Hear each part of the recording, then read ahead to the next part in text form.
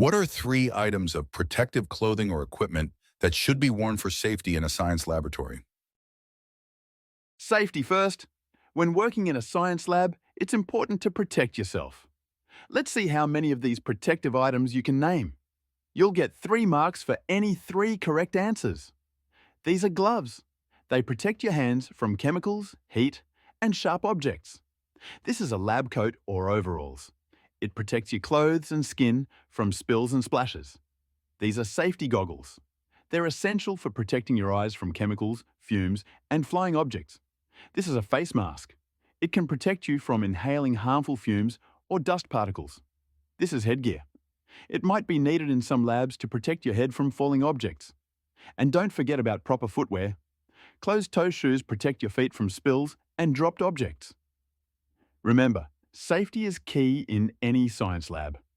Always follow your teacher's instructions and use the appropriate protective gear.